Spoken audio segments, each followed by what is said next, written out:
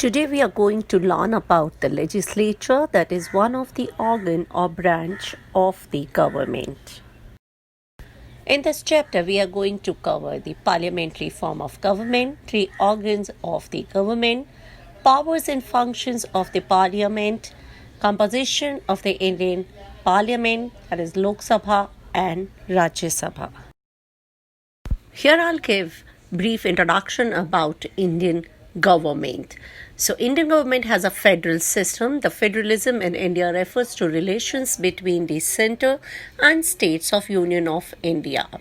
The Constitution of India establishes a structure of the Indian government. Part 11 of the Indian Constitution specifies the distribution of legislative, administrative and executive powers between the Union government and the states of India.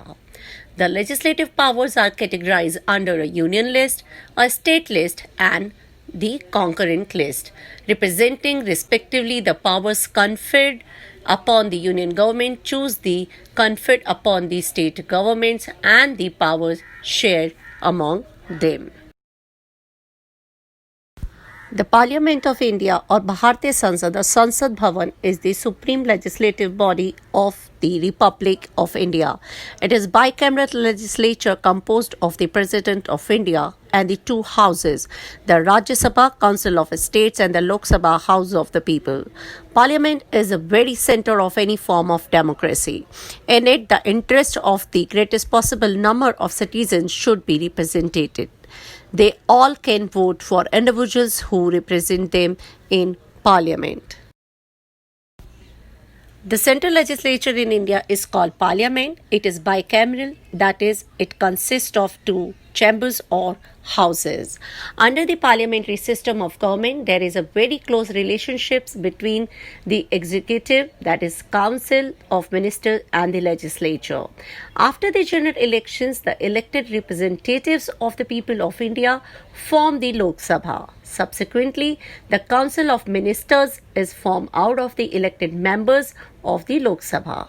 All the policies and programs of the Council of Ministers have to be approved by majority of the members of Parliament.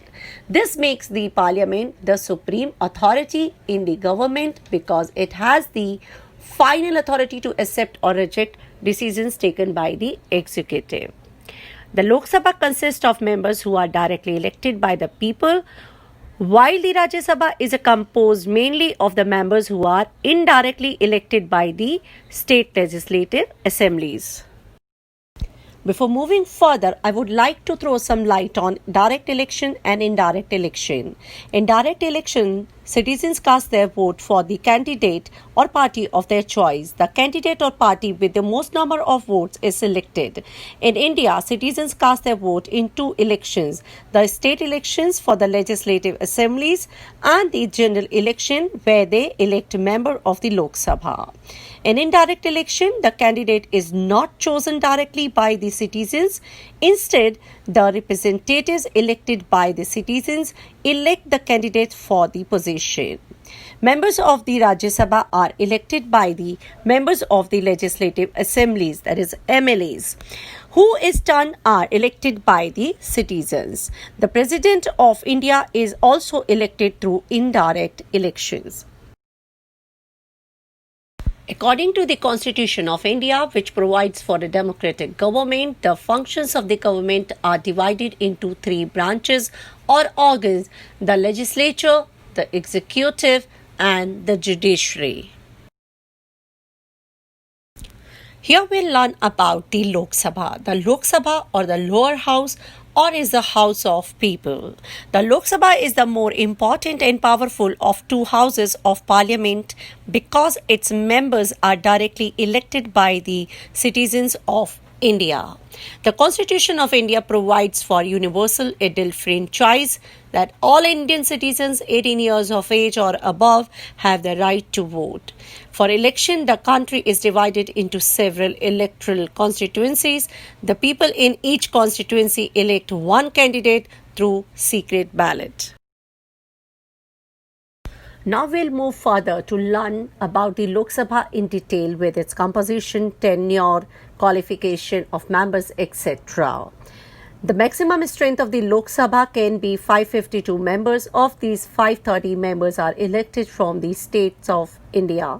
These members are directly elected by the people of the country. A maximum of 20 members can be elected from the Union Territories of India. The President of India has the power to nominate 2 members from the Anglo-Indian community to the Lok Sabha. The current Lok Sabha consists of 545 members. The Lok Sabha is elected for a 5-year term, but it can be dissolved earlier by the President if it loses the support of the majority.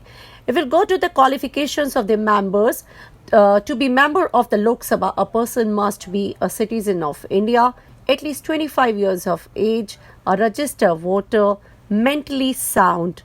A candidate may stand for election from any part of the country. No person, however, can be member of both houses of parliament or of the parliament, the state legislature at the same time.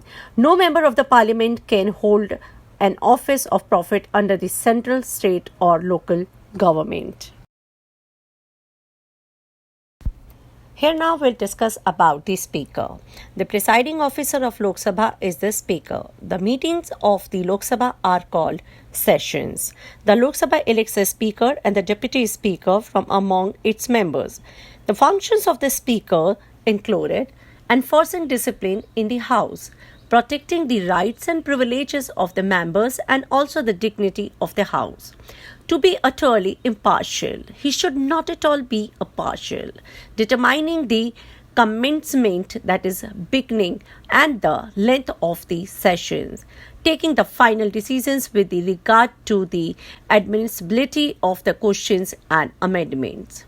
The Speaker is answerable only to the House. Both the Speakers and the Deputy Speakers may be removed by resolution passed by the majority of the members. Here we'll learn about the another house of the parliament, that is Rajya Sabha. The upper house of the parliament is the Rajya Sabha or the Council of States. Most of its members are indirectly elected by the elected members of the legislative assemblies of the states.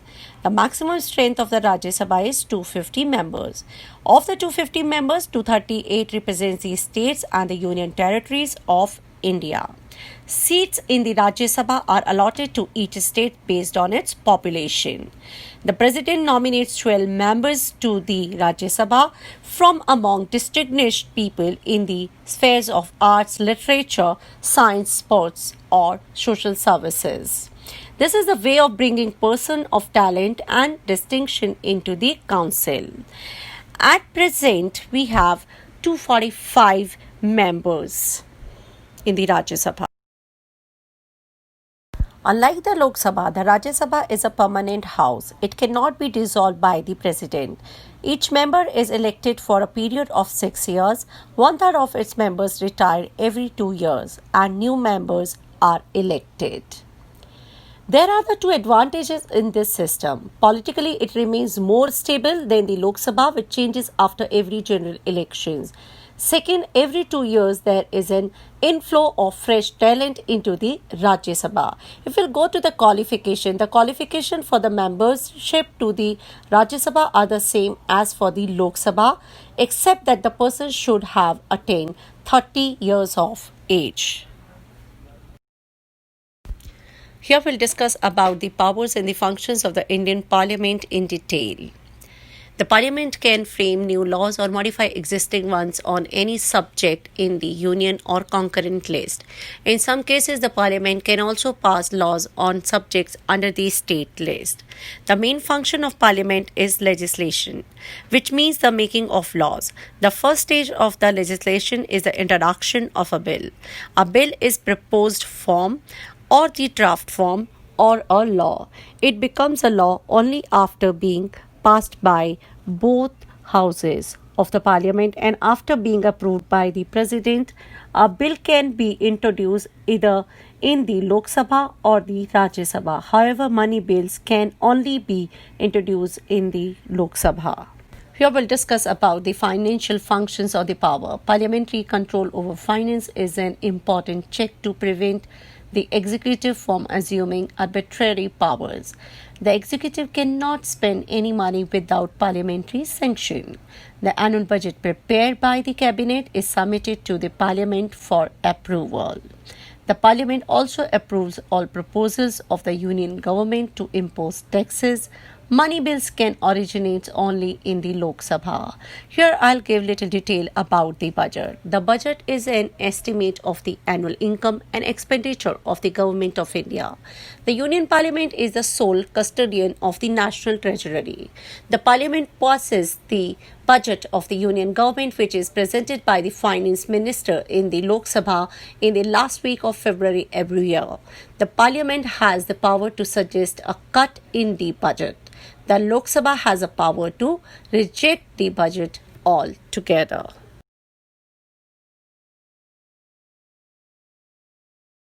Here we'll discuss about the electoral functions. The members of the parliament participate in the elections of the president and the vice president.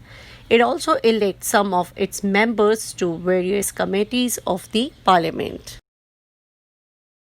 The Constitution vests in the Parliament the powers to impeach the President, the Vice President, and the other high officers like the judges of the Supreme Court and High Courts, Auditor General, members of the Public Service Commissions. Control over the executive. The executive branch of the government, comprising the president, the prime minister, and the council of ministers, is answerable to the parliament, which exercises strict control over it.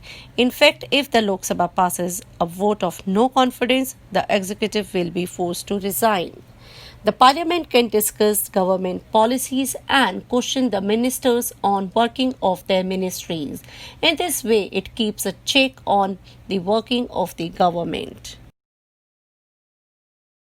Sessions of the Parliament. The Parliament has to meet at least twice a year, where at least 10% of the total number of members has to be present. This percentage is called the quorum. The President convenes and addresses a joint sessions of both the houses at the beginning of every year.